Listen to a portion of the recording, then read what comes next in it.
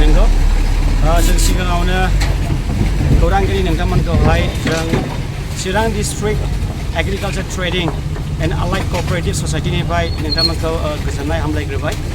आरो दिनैनि मेन थांखियानो जाहैबाय जों नोंथांमोनखौ लिंहरनाया जों गोबाव समनिफ्रायनो जों नुबाय थाबाय नैबे बेंटल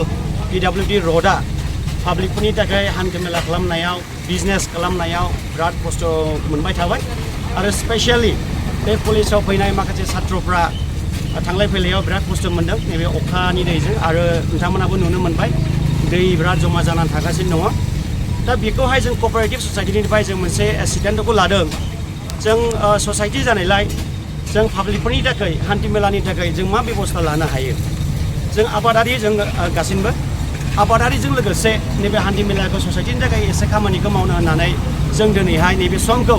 जायनाखि हाखर हाला जानानै थानाय जोंनि बेंटल बाजारनि लामा PWD लामाखौ जों सें रेबेलजों जा हायो जोंनिफ्रायनो जों एसे जों खोनानै जों होदों आरो होगासिनो दंबावो जों दहाय आउटपस्टनिखौबो होखांबाय बेंटल नैबे लामा ससेयाव बिसिबांनि हाखर दं जों दिनैहाय बेखौहाय जोंनि ससाइटिनिफ्रायनो चिरां डिस्ट्रिक्ट एग्रिकालचार ट्रेडिं एंड आलाइड क'पारेटिभ ससाइटिनिफ्राय जोङो उपजासे जों खोनानै होनाय जादों मानो होनना बुङोब्ला जोंनि माखासे बिजनेस बा फालांगिफ्रा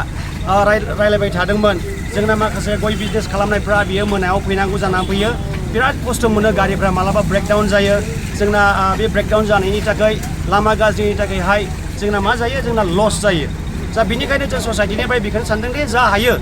टेम्परारि हिसाबै नैबे लामाखौ जों सें ग्रेभेलजों होनानैहाय कड अफ कन्डाक्ट समाव नैबे खामानिया मावजाया मोनसेबो नोंथांमोना कड अफ कन्डाक्ट बा पलिटिक्सआव जों जेबो इनभल्भ जायाखै नैबे खामानिया बिसेसकि जों ससाइटिनि थाखाय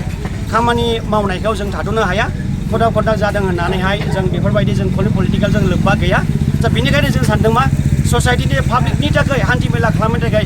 जोंनि ससाइटिनि जेनाखि नांगौ हाबाफारि सहाय होनाय रायजोफोरनि थाखाय जों बेखौ जों खामानिखौ जों मावदों आरो मोजां लामा मावनो थाखाय मा बेबस्था लागोन नोंथांमोना फैगौ समाव गोदान सरकार फैनो थांगासिनो दङ उन समाव जों एपिल खालामगोन सरकारनिसिम जाहाथे पाब्लिकनि थाखाय बेबस्था